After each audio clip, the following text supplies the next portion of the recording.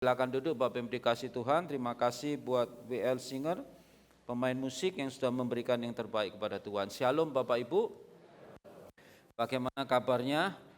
Luar biasa. Ya, ini sudah mendekati hari-hari libur ya Bapak Ibu, karena nanti akhir bulan ada libur panjang bagi kita semua. Kita persiapkan hati kita persiapkan hidup kita selama liburan supaya kita menjagai hati dan pikiran kita. Terutama kita menjaga dompet kita, saudara ya, supaya tidak kabur. Ya. Nah, Bapak Ibu dikasih Tuhan, seyogianya saya akan menyelesaikan khotbah tentang Hana, tetapi kemudian ada sesuatu dalam hati saya, rasanya nanti di minggu awal saja nanti Hana Song, yaitu lagu daripada Hana saya akan bawakan di minggu pertama saja. Minggu ini saya masih di dalam khotbah biografi. Nah, ini adalah biografi tentang Yusuf atau Joseph, ya bisa dikeluarkan. Ya. Nah, Bapak Ibu dikasih Tuhan, Yusuf ini salah satu tipologi daripada Yesus Kristus ya. Apa yang pernah dilakukan Yusuf ini mencerminkan apa yang juga dilakukan Yesus di dalam kehidupannya. Nah, Bapak Ibu saya ingatkan kembali senantiasa bahwa kita hidup di dunia ini memiliki tujuan. Kalau tidak ada tujuan-tujuannya, maka sebetulnya hidup kita menjadi hampa. Kan itu diingat baik-baik terus ya, saya selalu menggambarkan 5 tujuan di dalam kehidupan kita. Nanti kita aplikasikan di dalam kehidupan Yusuf. Yusuf juga punya tujuan di dalam hidup ini. Tujuan yang pertama daripada gereja itu adalah menyembah Tuhan. Itu yang penting. Bahwa kita sudah diselamatkan melalui Yesus Kristus Tuhan. Kita terus menerus harus menyembah Dia di dalam tindak perlakuan pribadi kita. Karena ada yang mengatakan bahwa kalau kita menabur pikiran, kita menuai perkataan. Kalau kita menabur perkataan, kita menuai namanya tindakan. Kalau kita menabur tindakan, maka kita menuai destiny kita. Akhir hidup kita seperti apa, saudara? Itu kalau pikiran kita bagus dengan tujuan-tujuan yang bagus, tentu saja perkataan kita bagus, tindakan kita bagus, sampai kepada tujuan yang Tuhan ingin capai di dalam kehidupan kita semua. Tujuan hidup kita yang pertama adalah menyembah Tuhan. Kemudian yang kedua adalah bersekutu dengan saudara-saudara seiman, koinonia saudara. Dan yang ketiga kita terus belajar kebenaran firman Tuhan. Ya, dari hari ke hari di dalam kehidupan pribadi kita ataupun bersama-sama di dalam ibadah KTB ataupun ibadah raya seperti ini. Dan juga kita juga mempunyai tujuan bahwa tujuan hidup kita berikutnya adalah kita melayani, kita tidak bisa sendiri. Tapi kita mau memberikan hidup kita kepada Tuhan. Pelayanan itu banyak saudara, sudah bisa melayani pelayanan dimanapun juga, di marketplace, di dalam saudara bekerja, kalau saudara melakukan yang terbaik bagi Tuhan, seolah-olah dilakukan seperti untuk Tuhan, itu artinya melayani Tuhan, diakonia. Dan yang terakhir, jangan lupa di dalam pelayanan kita sisipi supaya kita juga memperkenalkan Yesus Kristus di dalam kehidupan seseorang, supaya mereka bisa percaya dan mengenal Kristus sebagai juru selamat. Itu yang senantiasa disebut marturia. Tidak harus rasanya kok seperti kewajiban kemudian harus mendatangi orang menceritakan, tidak harus begitu. Tetapi di setiap sisi kehidupan kita ada kesempatan kita bicara tentang Kristus di dalam kehidupan mereka. Nah, Bapak Ibu, kembali saya akan menyampaikan tentang the examples of Joseph, yaitu teladan-teladan Joseph, saudara. Teladan daripada Yusuf ini apa yang kita bisa ambil di dalam kehidupan kita bisa cerna, kemudian kita bisa tiru saudara, dan ini merupakan tipologi daripada Yesus Kristus. Apa yang dilakukan Yusuf ini sejajar dengan apa yang dilakukan oleh Yesus selama dia ada di dunia. Yang pertama saya katakan di situ total integrity. Teladan daripada Yusuf yang pertama itu total integrity, yang artinya dia mempunyai integritas total. Integritas yang sepenuhnya, ya, integritas yang sepenuhnya kepada apa saudara? Kepada seseorang yang terutama kepada Tuhan. Ada integritas yang luar biasa di situ. Nah, coba kita lihat ayat-ayatnya langsung saja supaya kita mengerti integritas seperti apa yang ditunjukkan oleh Yusuf di dalam Kejadian 39 ayat 6 dan selanjutnya. Dikatakan segala miliknya diserahkan pada kekuasaan Yusuf. Saya kira semua sudah tahu Yusuf itu anaknya siapa saudara? Yakub. Ya, kemudian saudaranya berapa? 12 dengan dia. yang paling kecil Benyamin. Itu yang menjadi suku bangsa Israel nanti, saudara. Dan cerita tentang Yusuf saya kira sudah populer, bagaimana saudara-saudaranya iri karena Yusuf dikasih oleh bapaknya lebih daripada saudara-saudaranya lain, sehingga timbul pikiran jahat. Nah ini kalau menabur pikiran, menuai perkataan, menabur perkataan, menuai tindakan. Mereka bertindak sehingga Yusuf kemudian dibuang ke sumur yang kering dan seolah-olah mati, tapi kemudian ya mengkelabui Yakub dengan darah domba dikenakan ke jubahnya, tapi kemudian tidak sampai mereka membunuh Yusuf karena ada kafilah yang berlalu di situ, berjalan melewati ya dari Mesir. Wah, kemudian Yusuf dijual di sana dan Yusuf menjadi budak, dan budak itu legal, saudara, legal. Budak pada waktu itu legal. Sampai akhirnya dia dibeli oleh Potifar. Nah, kejadian ini total integrity kita melihat dalam Kejadian 39 ayat 6 ini sudah populer bagi kita. Tapi coba kita telaah terlebih lagi, saudara ya. Dan dengan bantuan Yusuf ia tidak usah lagi mengatur apa-apa pun selain dari makanannya sendiri. Adapun Yusuf itu manis sikapnya dan elok parasnya. Dari hari ke hari berlalu ketika Yusuf mulai dipekerjakan di rumah Potifar, ya seorang punggawa raja, ya artinya orang yang bukan ecek-ecek tapi orang yang punya kedekatan dengan Fir'aun, yang artinya punya kuasa, saudara. Dari ke hari Yusuf menunjukkan hal yang baik. Ini yang penuh integritas seperti itu, sehingga dikatakan manis sikapnya, elok parasnya. Kemudian dia dipercaya lebih lagi. Selang beberapa waktu ya, istri tuannya memandang Yusuf dengan birahi, lalu katanya, marilah tidur denganku. Nah ini saudara, karena Yusuf tampan ya, kemudian dia baik, elok parasnya, baik sikapnya dan lain sebagainya, disenangi. Nah yang cilaka ini istrinya Potifar, atau biasa disebut sebagai Tante Pot atau Tante Far gitu ya, saudara. Dia menyenangi Yusuf, saudara. Kemudian apa yang terjadi? Tetapi Yusuf menolak dan berkata kepada istri tuannya itu, dengan bantuanku, coba kita telah kata-katanya, dengan bantuanku tuanku itu tidak lagi mengatur apa yang ada di rumah ini, dan ia telah menyerahkan segala miliknya pada kekuasaanku. Bukan segala miliknya kepadaku, tapi kepada kekuasaanku, yang artinya Yusuf tidak memiliki, tapi dia berkuasa untuk mengatur, saudara. Bahkan di rumah ini tidak lebih besar kuasanya daripadaku, dan tiada yang tidak diserahkannya kepadaku selain daripada engkau, sebab engkau istrinya. Artinya semua ini pengaturan ini diserahkan kepadaku, dan kuasanya Potifar itu tidak lebih dari kuasaku loh.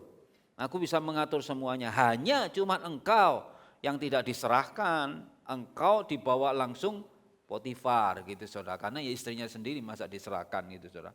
Bagaimanakah mungkin aku melakukan kejahatan yang besar ini dan berbuat dosa terhadap Allah? Nah ini bagusnya Yusuf ya, bukan berbuat dosa terhadap Potifar, tapi berbuat dosa kepada Allah. Ini orang yang luar biasa, saudara. Kalau lihat kata-katanya, bagaimanakah mungkin aku melakukan kejahatan yang besar ini dan berbuat dosa terhadap Allah? Seperti Daud ketika dia berzina terhadap Batsheba, kemudian Nathan datang dan menegur dia. Kemudian dia menulis di dalam Mazmur 51, hanya kepada engkau aku berdosa, saudara. Ini sama, saudara, dikatakan dia bilang begini, dan berbuat dosa terhadap Allah, saudara. Jadi kalau sama manusia itu sesuatu yang nomor dua, yang pertama kepada Allah. Jadi kalau saudara melakukan hal-hal yang salah, yang pertama itu kita berdosa kepada Allah. Ya, kita membelanjani orang lain, ya memang orang lain itu akibat daripada pembelanjanan kita. Ya, tapi yang terlebih kita sudah salah kepada Allah, saudara. Yang ayatnya ke-10 berikutnya, saudara, dikatakan. Ini berikutnya ya. Walaupun dari hari ke hari perempuan itu membujuk Yusuf, Yusuf tidak mendengarkan bujukannya itu untuk tidur di sisinya dan bersetubuh dengan dia. Pada suatu hari masuklah Yusuf ke dalam rumah untuk melakukan pekerjaannya. Sedang dari seisi rumah itu seorang pun tidak ada di rumah. Nah ini tidak ada sesuatu pun. Ya, Yusuf sama istrinya saja. Lalu perempuan itu memegang baju Yusuf sambil berkata, marilah tidur dengan aku. Tetapi Yusuf meninggalkan bajunya di tangan perempuan itu dan lari keluar. Ingat, lari keluar, bukan lari mendekat. Saudara ya, ingat lari keluar, sampai ditinggalkan bajunya, dia lari keluar. Ini adalah bentuk integritas yang luar biasa dari Yusuf, saudara ya. Apa yang dia ditanamkan di dalam hidupnya tentang kebenaran ilahi, itu dilakukan di dalam kehidupannya. Kita pun juga demikian, kita mengenal nilai-nilai kebenaran.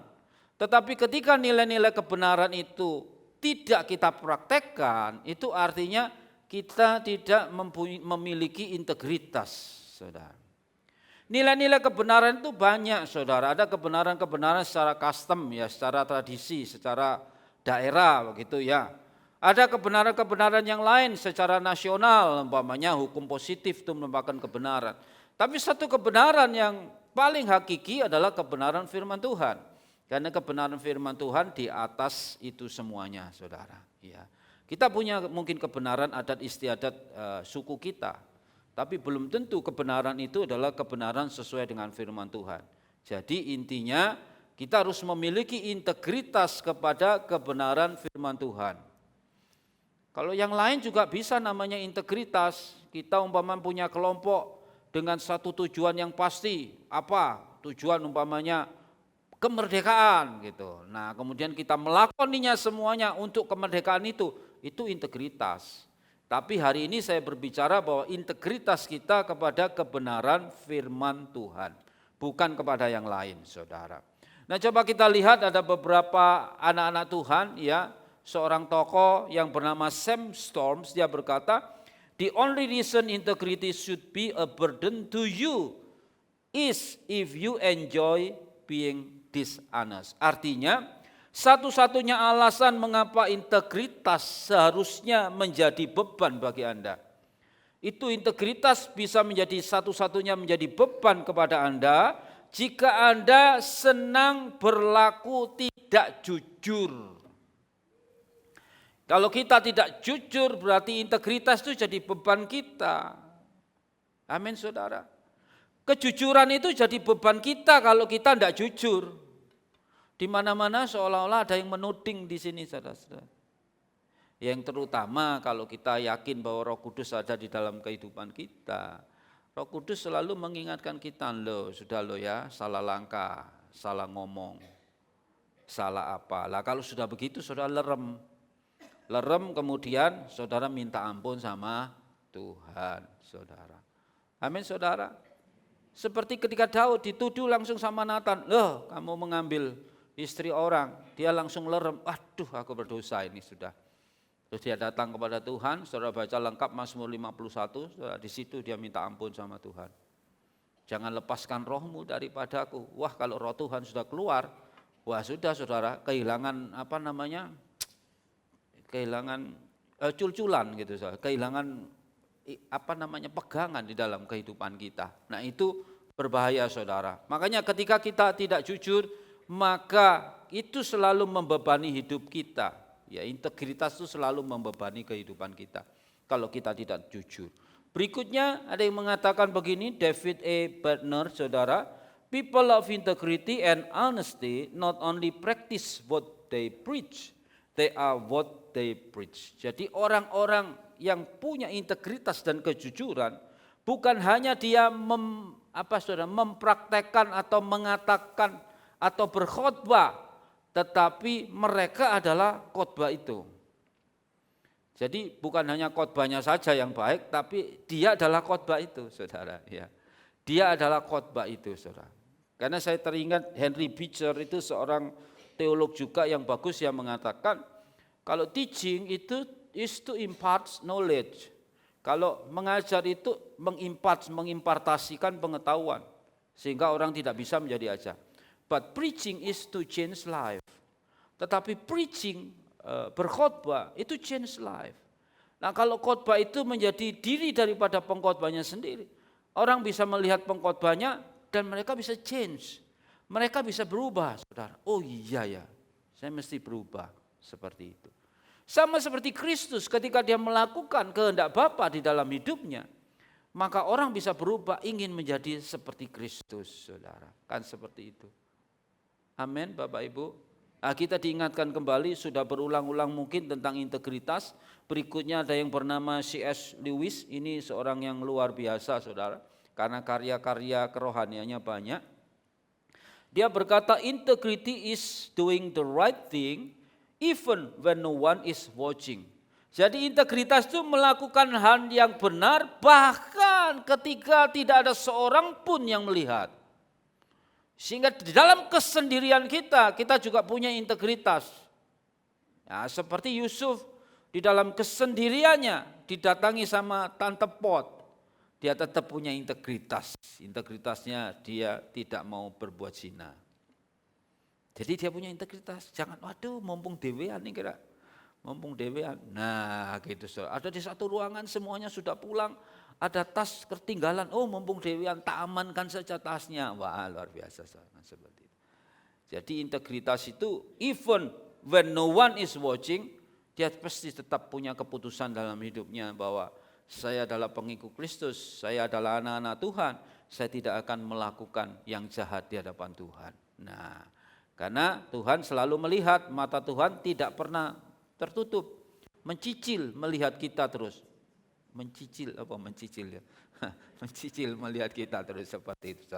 Nah, di dalam Amsal dikatakan a man with integrity, ini bahasa Inggrisnya itu a man with integrity walks safely. But those who follow crooked paths will slip and fall. Dari saudara buka Amsal 10 ayat 9 itu, siapa bersih kelakuannya? Nah, bersih kelakuannya ini di dalam bahasa Inggrisnya a man with integrity, ya. Siapa bersih kelakuannya, aman jalannya, walk safely. Tetapi siapa berliku-liku jalannya, but those who follow crooked paths, itu jalan setapak yang muter-muter begini, saudara. Crooked paths, berliku-liku jalannya, akan apa saudara? Diketahui di dalam bahasa Indonesianya, tapi dalam bahasa Inggrisnya, kalau ikut jalan berliku-liku, dia akan terpeleset dan jatuh. Tapi dalam bahasa Indonesia ditulis, kalau saudara buka nanti, berliku-liku jalannya akan diketahui, cuman begitu, akan diketahui ya, lebih soft gitu ya, lebih terasa tidak ada akibatnya itu saudara. Tapi kalau dalam bahasa Inggris dikatakan will slip and fall. Dia akan kepleset dan jatuh kalau liku-liku jalannya. Nah, saudara jangan berliku-liku. Kalau jalannya berliku-liku jatuh ya. Lagi di dalam ini David Jeremiah saudara ya, dia berkata begini. Integrity is keeping a commitment even after circumstances have changed. Integritas itu tetap menjaga komitmen. Nah, berapa banyak pelayan Tuhan harus tetap jaga komitmen ya. Even after circumstances have changed. Bahkan ketika keadaan sudah berubah, dia tetap pegang yang namanya komitmen. Nah, pelayan-pelayan Tuhan itu komitmen itu harus tetap dijaga. Bukan hanya pelayan Tuhan, tetapi seluruh jemaat komitmennya apa? Saya komitmen setiap minggu datang ke gereja. Saya komitmen setiap Rabu atau Kamis 2 minggu sekali ikut KTB, itu komitmen. Even after circumstances have changed. Bahkan ketika keadaan berubah, tetap punya komitmen. Keadaan berubah itu bisa macam-macam saudara, bisa hujan, ya kan? Bisa kemudian ada keperluan yang lain dan lain sebagainya. Dan mendesak kita kalau kita sudah punya komit, maka komitmen itu harus dilaksanakan. Itu integritas saudara. Itu integritas ya. Ini di dalam Amsal lagi ya, kalau di dalam bahasa Indonesia tidak ditulis integritas, tetapi dikatakan lebih baik orang miskin yang bersih kelakuannya daripada orang yang berliku-liku jalannya sekalipun ia kaya.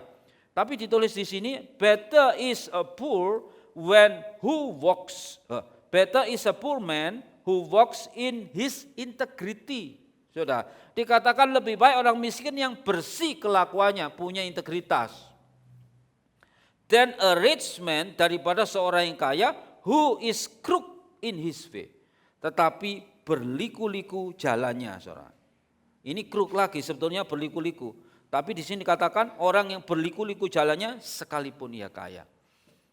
Jadi lebih baik orang yang miskin tetapi berjalan di dalam integritas.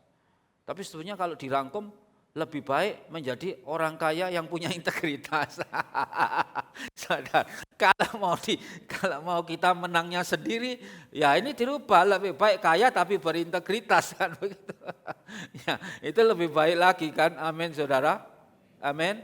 Nah, seperti itu ya. Nah, ini Warren Wiersbe ini yang bukunya salah satunya dipakai untuk KTB, Saudara, yaitu Dewasa di Dalam Tuhan, kitab Yakobus. Ini Warren Wiersbe yang menulis, Saudara. Dia berkata begini, if you take care of yourself and walk with integrity, jika Anda menjaga diri Anda sendiri dan berjalan di dalam integritas, dalam kelakuan yang baik tadi, you may be confident that God will deal with those who sin against you. Kamu mungkin akan menjadi percaya diri bahwa Tuhan akan Saudara, Tuhan akan bertindak kepada orang-orang yang melawan kamu. Nah, seperti orang sering bilang, yo kowe ngelawan aku hamba Tuhan loh, kowe ngelawan aku hati-hati. Nah, ini dia bilang begitu. Ya, you may be confident, mungkin Anda itu percaya diri bahwa Tuhan akan bertindak kepada orang-orang yang melawan engkau. Above all, tapi di atas semuanya, don't give birth to sin yourself.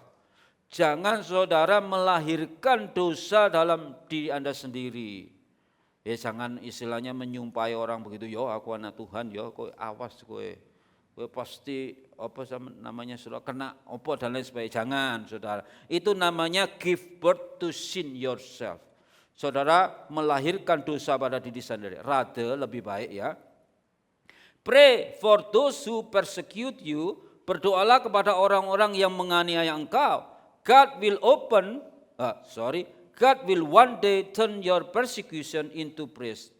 Jadi kita berdoa kepada orang yang menyakiti kita, yang menyiksa kita, dan Tuhan akan suatu hari mengubah ya persecution tadi, yang penyakit yang menyakiti kita itu, kesakitan kita itu into praise, kepada suatu pujian, Saudara. Jadi integritas itu penting, Saudara. Kita sudah sekali percaya kepada Kristus, sekali kita mengetahui kebenaran, maka kebenaran itu harus kita jaga. Karena di dalam Injil Yohanes dikatakan kebenaran itu akan membebaskan engkau. Dari apa? Dari belenggu dosa. Sehingga kalau kita tahu kebenaran, ya kita tidak dekat-dekat kepada kejahatan. Kita tidak dekat-dekat kepada dosa, tapi kita terus berjalan sesuai kebenaran ilahi yang sudah dicanangkan di dalam kebenaran firman Tuhan yang kita ikuti hari-hari ini. Ya. Jadi Mas Yosef, enggak ada ya. Yusuf ya, itu punya total integrity. Integritas yang total, ya, perlakuan yang memang sesuai dengan kebenaran firman Tuhan yang total. Kemudian yang kedua, ini Yusufnya sudah berubah, Saudara ya. Tadi kan Yusufnya kotor gitu, sekarang sudah bersih. Nah, yang kedua dia punya yang namanya excellent karakteristik, yaitu sifat unggul. Wis mbok kait mau sifat unggul ae Pak, ojo excellent karakteristik, Saudara. Enggak apa-apa untuk menerangkan saja supaya Saudara ngerti sekaligus belajar, Saudara. Excellent itu artinya unggul. Di mana-mana kita meminta supaya excellent. Anak-anak kita supaya tampil excellent, Saudara. Ya, excellent nih, Saudara. Bahkan kalau kita menghormati orang penguasa negara, your excellency, bukan begitu, Saudara ya. Excellent itu unggul, Saudara. Excellent karakteristik itu sifat-sifat unggul. Yusuf punya sifat-sifat unggul. Kristus karena dia tipologi, Yesus Kristus punya sifat unggul. Dia punya belas kasihan, love, kasih, mercy, kemurahan, and compassion. Love, mercy, and compassion. Kasih, kemurahan, dan belas kasihan, Saudara. Itu selalu ada sifat-sifat unggul. Nah, sekarang kita lihat sifat unggul apa yang dimiliki oleh Yusuf, Saudara. Kita lihat dalam Kejadian 40 ayat 21.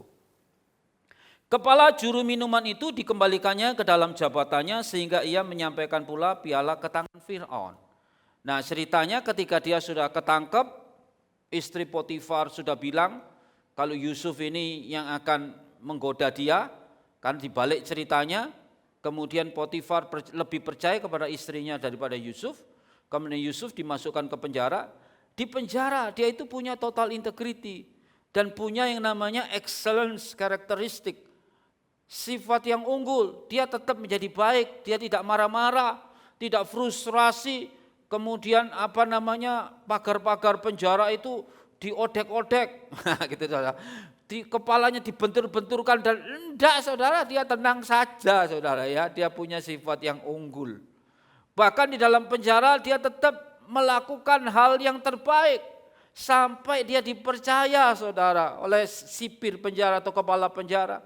Sampai istilah dalam tanda kutip dia diberi kemudahan dan lain sebagainya, bahkan disuruh membantu untuk mengelola penjahat-penjahat yang masuk penjara itu kan tidak mudah saudara. Ya, tapi dia punya sifat yang unggul. Nah, suatu saat dia ketemu juru minuman dan juru roti raja yang dimasukkan ke penjara.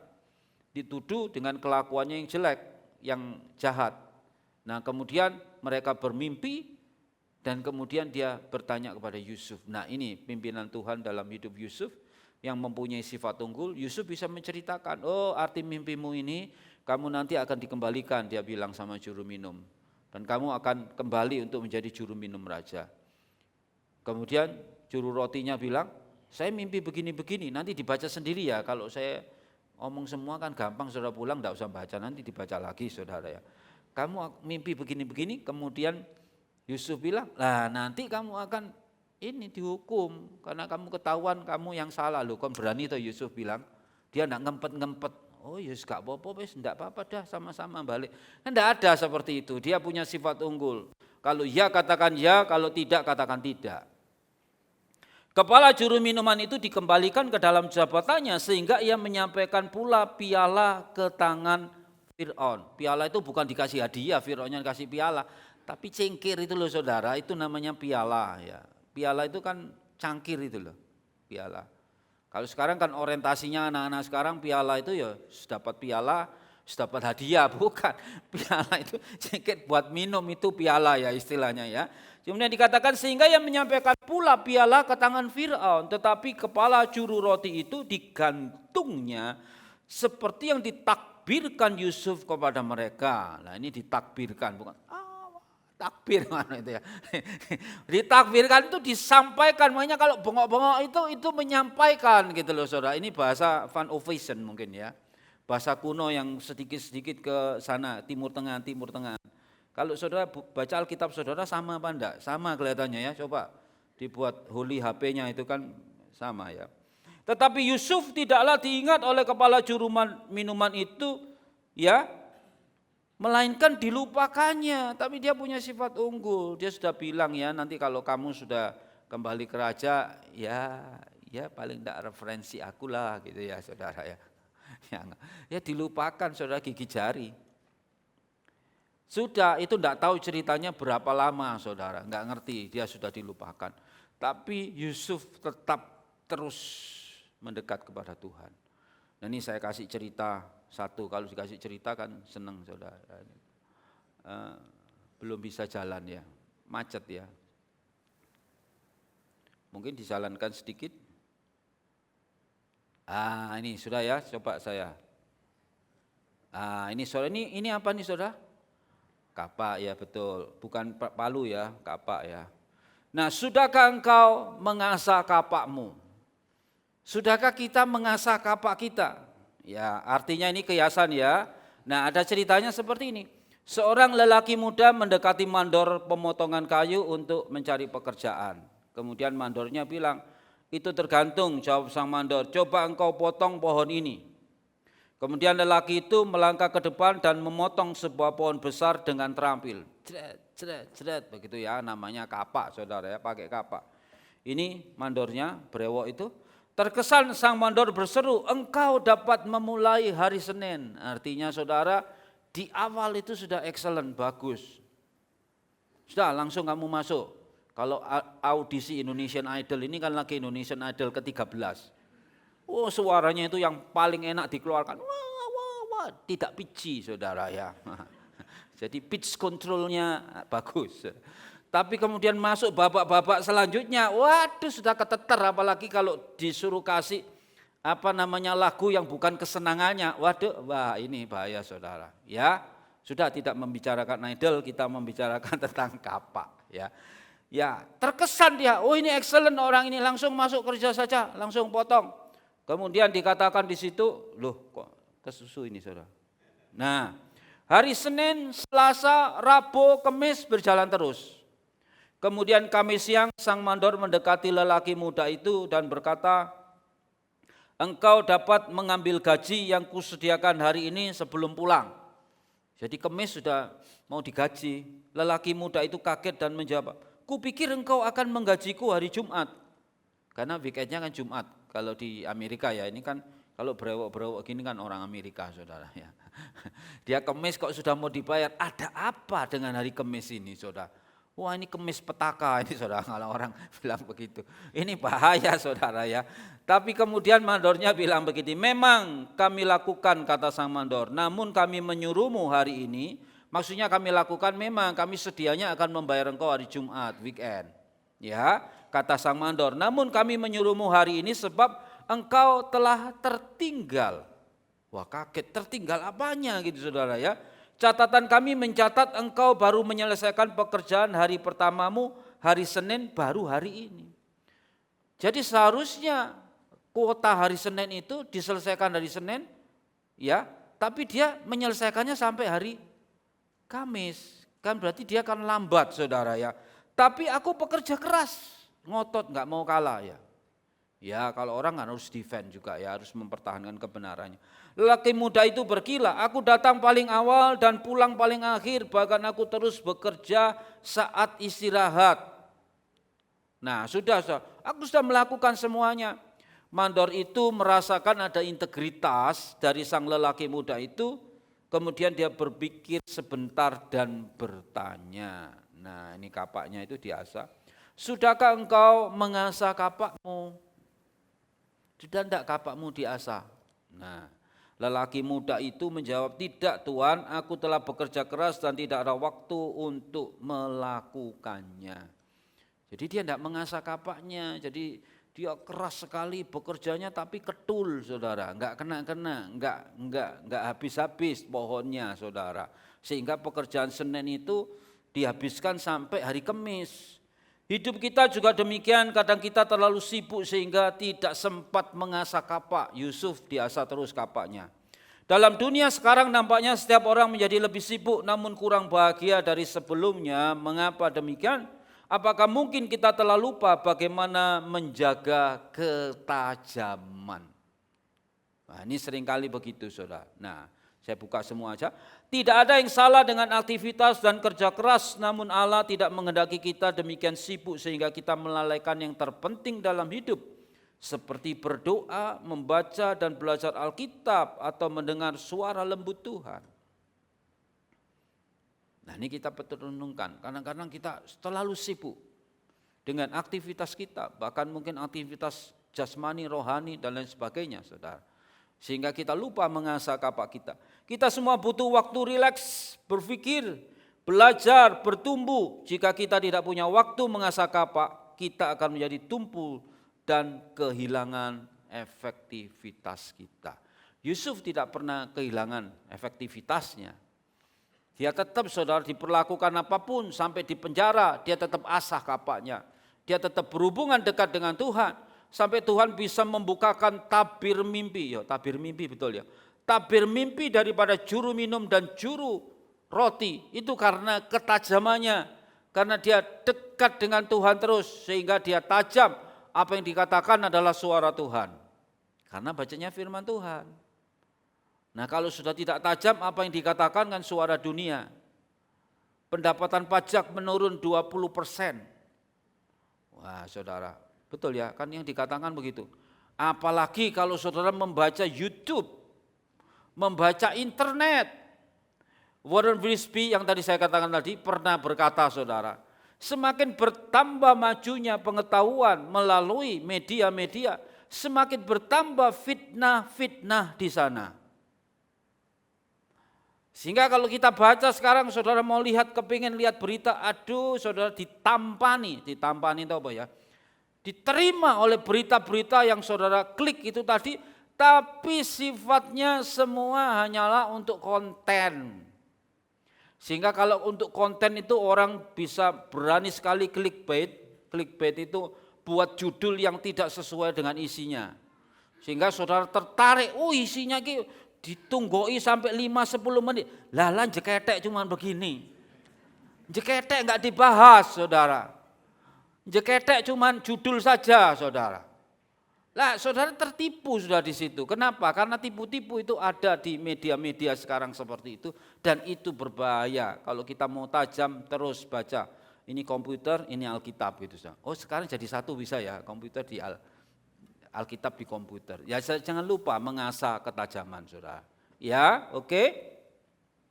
Nah, ini ada perkataan-perkataan bagus lagi, saudara. Ini tidak ada tidak ada pengarangnya, dikatakan the world's concept of greatness is power. Dikatakan konsep dunia tentang kebesaran adalah kekuasaan, but Christian greatness lies in the willingness to serve. Tetapi kebesaran orang Kristen itu hadir dalam kesediaannya dia untuk melayani. The less is left for us. Makin sedikit tersisa bagi diri kita.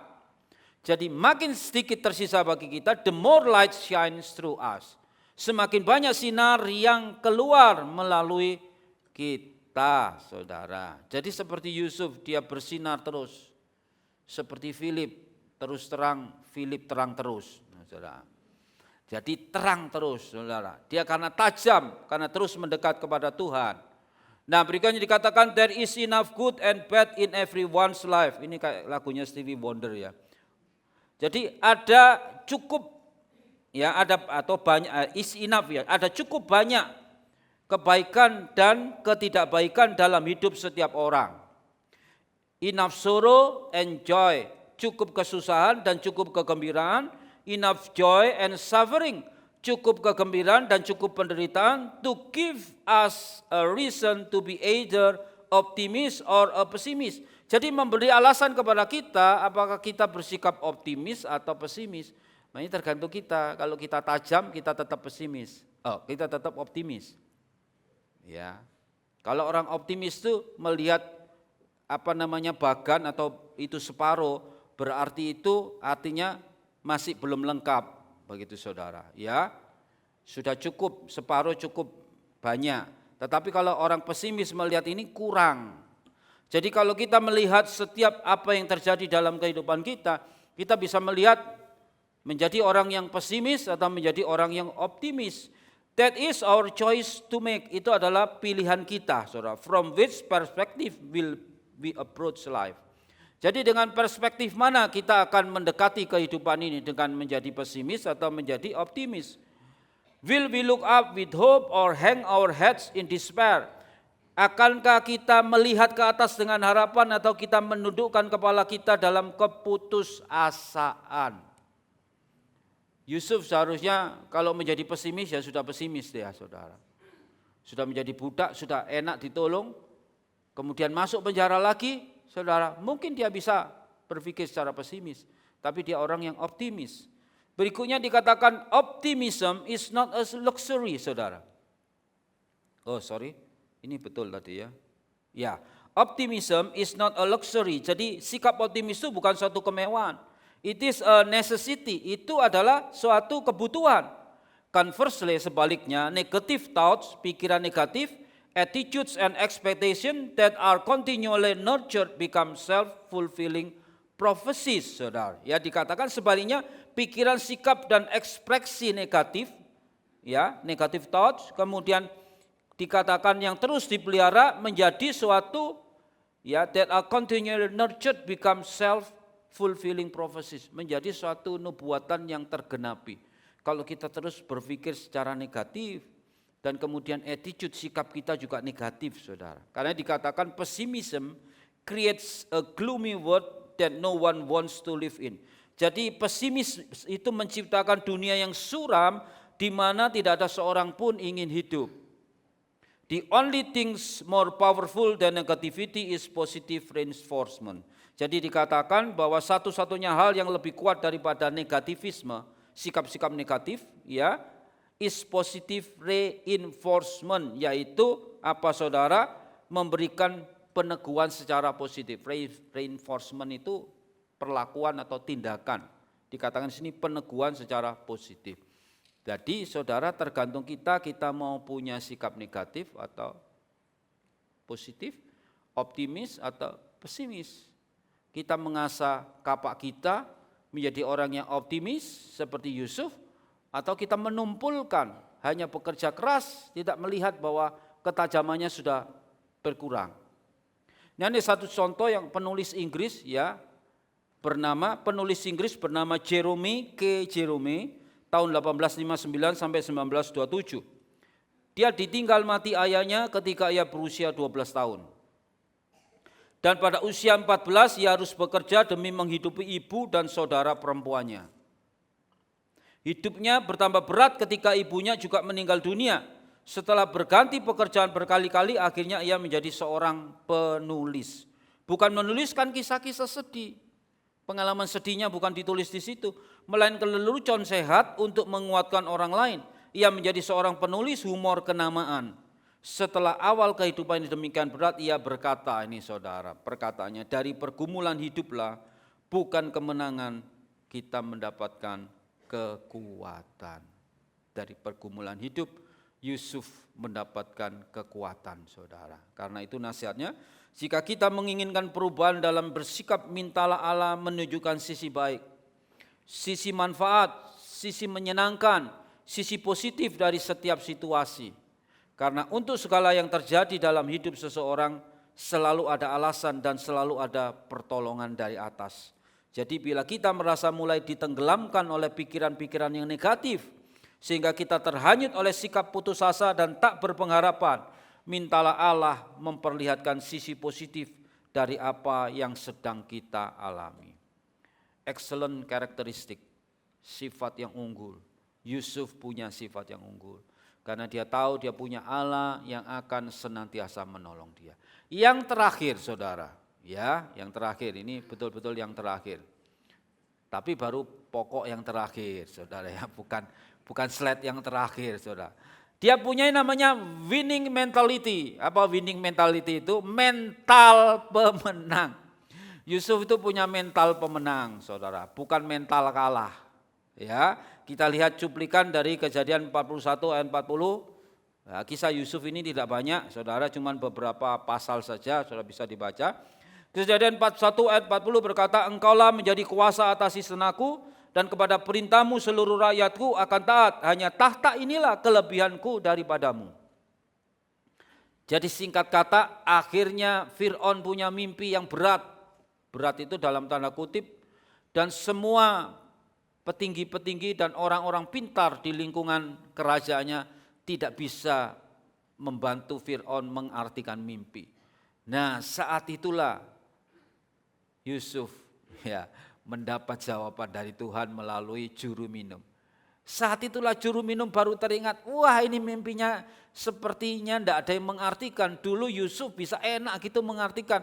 Kemudian dia merekomendasikan Yusuf kepada Fir'aun.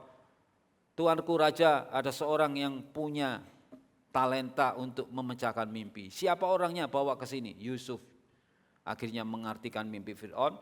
Saudara baca sendiri karena itu mimpinya bagus sekali diartikannya.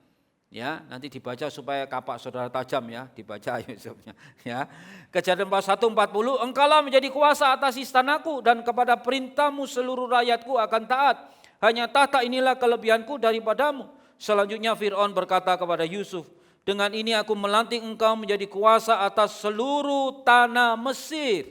Kemudian berikutnya dikatakan sesudah itu Fir'aun menanggalkan cincin meterainya dari jarinya dan mengenakan pada jari Yusuf. Dipakaikannya lah kepada Yusuf pakaian daripada kain halus yang digantungkannya kalung emas pada lehernya. Lalu Fir'aun menyuruh menaikkan Yusuf dalam keretanya yang kedua dan berseluruh orang di hadapan Yusuf. Hormat. Nah, saudara, hormat semua sama Yusuf. Demikianlah Yusuf dilantik oleh Fir'aun menjadi kuasa atas seluruh tanah Mesir. Punya winning mentality sampai akhir. Kalau kembali ke Indonesian Idol, saudara. Dia bisa menjadi juara kalau dia mentalnya luar biasa. Ini diputar lagi Indonesian Idol ke-9, Maria Simorangkir yang menang. Saya dulu tidak mengikuti, ini saya mengikuti sekarang, saya coba mengikuti. Jelekedek saudara, dari awal itu hitam jelek gitu saudara. Terus bisa jadi juara 1, dipoles terus. Tapi suaranya mbok saudara luar biasa itu saudara. Tidak pernah pitchy saudara. Jadi suaranya begini, tidak pitchy begini saudara. Itu dari orang biasa sampai akhirnya bisa menjadi juara. Prosesnya 3 bulan saudara. Betul ya, Mas Tian ngikuti ya, Indonesian Idol. Yusuf diproses demikian rupa saudara. Ya kita kan senang kan kalau kita melihat ada yang wah yang begitu-begitu itu kan senang saudara. Iya, tapi bukan band Lorenza ya saudara. ya bukan. Tapi ini Indonesian Idol yang paling topnya kejuaraan saudara ya kan seperti itu. Demikian Yusuf dipoles demikian rupa sampai akhirnya dia menjadi istilahnya Perdana Menteri ya. Cuman hanya beda satu level saja dengan raja, tapi dia menguasai ke bawah semuanya saudara. Nah, winning mentality itu ditentukan dengan attitude kita, ya, bukan attitude ya, attitude saudara. Ya. Nah, attitude kita itu seperti dikatakan oleh Sherry Rose Shepherd. Dia berkata begini, choosing your attitude, saudara tentukan pilihan sikapmu. Your attitude can make difference in the outcome of your life. Ya, jadi sikap kita itu akan membuat atau menentukan hasil yang berbeda daripada hidup kita. Negative thoughts have no power. Jadi pikiran yang negatif itu tidak punya kuasa unless you give them power. Kecuali kalau kita memberikan kuasa pada pikiran negatif. Saya kemarin di pertemuan Perwel itu kan para pendeta saudara di Solo itu. Saya akan pernah membaca satu buku yang sangat menginspirasi saya dan Alkitabiah benar. Dia bilang kuasa setan dan kuasa Tuhan itu beyond compare, tidak bisa dibandingkan. Kalau ada sebuah simbol yang lambang hitam dan putihnya itu separuh-separuh, itu bullshit, bohong. Jadi antara putih hitam itu kekuatannya separuh-separuh itu bohong, tidak ada. Kekuatan setan itu tidak separuh-separuh dengan kekuatan Tuhan. Mungkin satil daripada kekuatan Tuhan. Kenapa? Karena Tuhan itu yang menciptakan malaikat. Dan malaikat itu jatuh sendiri karena ingin sama seperti Tuhan. Jadi kalau kuasanya, powernya, saudara, tidak bisa dibandingkan dengan powernya Tuhan. Maka saudara pengikut Kristus, power saudara jauh lebih besar daripada pencobaan yang menghinggapi saudara. Karena mungkin pencobaan godaan dari sang jahat, ya, atau itu ujian daripada Tuhan supaya iman kita kuat. Karena kita punya Tuhan yang kuat. Kita punya Tuhan yang perkasa, kita punya Tuhan yang segala-galanya saudara. Nah makanya dikatakan unless ya you give them power, kalau saudara memberikan pikiran negatif itu kekuatan, nah ini berbahaya, nanti menghantui saudara jadi overthinking. Nah itu bahaya saudara ya. Write down a list of your blessing and have it ready to read whenever you are attacked by negative thought. Jadi saudara tuliskanlah sebuah list, ya, daftar daripada berkat yang sudah tersedia bagi saudara atau pengalaman hidup saudara bersama dengan Tuhan, pertolongan-pertolongan Tuhan ketika saudara diserang oleh pikiran negatif. Kalau diserang pikiran negatif, listnya dibaca. Oh Tuhan pernah tolong saya ini, Tuhan itu ajaib, dia tolong saya ini, saya sudah rasanya wah mejen, tetapi terus Tuhan tolong saudara bisa kemudian balik lagi dan lain-lain. Listnya itu loh, jangan pernah lupakan kebaikan-kebaikan Tuhan. Kadang-kadang kita itu sering melupakan bahwa selama ini kita sudah ada di sini itu karena pertolongan Tuhan. Bukan karena kekuatan kita sendiri, tidak bisa saudara. Jadi kalau diserang pikiran negatif, baca listnya. Oh saya pernah ditolong Tuhan ini dan itu. Lanjut, Helen Keller seorang buta. Dia selalu punya hal-hal yang optimis. Ya, winning mentality saudara. Sama seperti yang kemarin saya katakan itu John Tada itu.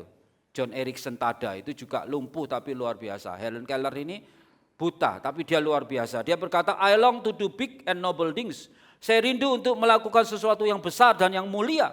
But my main responsibility is to carry out simple tasks as if they were big and noble. Tetapi tanggung jawab saya yang utama adalah menyampaikan sesuatu saudara, suatu tugas ya, seolah-olah dia besar dan mulia, walaupun tugasnya cuma biasa-biasa saja, tapi dia menganggap ini besar dan mulia. Saudara, kalau saudara diberikan pelayanan yang memang biasa, saudara harus melakukannya dengan memikirkan bahwa ini tugas yang mulia dan tugas ini besar. Kalau saudara diberkati Tuhan masih berkat-berkat yang biasa, saudara harus menganggap bahwa berkat itu besar dan mulia daripada Tuhan. Ini Helen Keller, saudara. Dan itu Alkitabiah. The world keep moving. Dunia ini terus bergerak. Not only because of the hard work of its great heroes, bukan saja karena pekerjaan keras daripada pahlawan-pahlawannya yang besar, but also because of the many toils of every honest humble worker. Tapi juga oleh banyaknya toils, jeripaya, ya, oleh banyaknya jeripaya dari setiap orang yang jujur dan rendah hati, pekerja-pekerja yang jujur dan rendah hati. Amin, saudara. Kita semua unik, diberikan satu yang tidak sama dengan yang lain. Dan kalau kita masih ada di posisi apapun juga, kita menganggap apa yang kita lakukan itu big and noble. Apa yang kita lakukan itu besar dan mulia di hadapan Tuhan. Sekecil apapun, sebagai pendoa, sebagai apapun, saudara. Itulah the big and noble, saudara. Dan yang terakhir dikatakan, ini tidak ada pengarangnya, berkata greatness, true leadership, ya, kebesaran, kepemimpinan yang sejati is achieved not by forcing others to serve oneself. Bukan diraih dengan memaksa orang untuk melayani seseorang atau melayani dirinya sendiri. Itu bukan greatness dan bukan true leadership. But by being willing, tetapi menjadi mau to give oneself to serve others, untuk memberikan diri melayani yang lain, saudara. Yusuf tidak merasa menjadi besar, tetapi dia melayani orang lain. Yesus tidak merasa besar. Kalau boleh cawan ini lalu daripadaku, tapi kehendakmu yang terjadi. Satu kisah tentang seseorang yang bernama G.H. Jowett, dia berkata begini, saudara. The world measures greatness by money and eloquence. Jadi dunia mengukur kebesaran dengan uang atau eloquence, kefasihan lidah. Or intellectual atau pikiran, brilliance, ya, pikiran yang brilliance, or even prowess on the battlefield, kegagah perkasaan di dalam peperangan, saudara, di dalam medan perang. But God's standard is, tapi standarnya Tuhan adalah, whoever humble himself as this little child is the greatest in the kingdom of heaven. Jadi siapa yang punya kerendahan hati, ya, merendahkan dirinya seperti anak kecil ini, dia adalah yang terbesar daripada kerajaan Allah, saudara. Jadi winning mentality, saudara, mental pemenang itu harus ada di dalam kehidupan orang percaya seperti Yusuf. The beginning of true greatness is in becoming small. Jadi permulaan dari menjadi yang besar itu adalah, ya, dari menjadi kecil dulu. The growth of greatness is in humbling oneself. Jadi pertumbuhan daripada kebesaran itu dengan merendahkan hati, ya, seorang. And the perfections of greatness is in being willing to become unknown. Dan menjadi sempurna di dalam kebesaran itu adalah ketika seseorang mau untuk tidak diketahui siapa-siapa, saudara. Orang sekarang kan kepinginnya semuanya tahu. Cepat saja, waktunya sudah jam 9 ini, saudara, ya. Berikutnya ini greatness regardless of its name. Jadi kebesaran kalau kita tidak menganggap namanya itu actually appears. Sesungguhnya itu akan muncul not in the form of size, bukan dalam bentuk ukuran greatness itu, but the quality of one's life, tetapi kualitas dari kehidupan seseorang. It could appear in the lives of ordinary people. Jadi bisa muncul kepada orang-orang biasa, greatness, saudara. Nah, ini yang terakhir sekali, saudara. Ini betul terakhir sekali dari Saint Francis de Sales. Ya, ini biasanya dari, kalau nama ini berarti dari Prancis, ya. He who does not abide in the simplicity of himself loses his greatness. Orang yang tidak tinggal dalam kesederhanaan dirinya kehilangan kebesarannya. Bapak Ibu dikasih Tuhan, hari ini kita melihat teladan Yosef, teladan daripada Yusuf, saudara. Dia adalah orang yang punya total mentality, total integrity, integritas yang total kepada Tuhan. Excellence, karakteristik, sifat-sifat yang unggul. Walaupun dia terpepet, terdesak, tapi dia terus mengasah kapaknya, tajam terus. Entah kapan aku dapat promosi, pokoknya aku tajam terus. Dan yang terakhir adalah winning mentality, mental pemenang. Kena apapun juga, terjang badai apapun juga, mentalnya pemenang. Karena itu find the good and God will help you find it, saudara. Dan Tuhan akan membantu saudara menemukannya. Ya, jadi ini total integrity, excellent karakteristik, dan winning mentality. Saudara mau seperti Yusuf? Ini adalah apa saudara gambaran daripada Kristus sendiri. Ya, yang memiliki integritas yang total, yang memiliki sifat-sifat unggul, dan yang memiliki mental pemenang.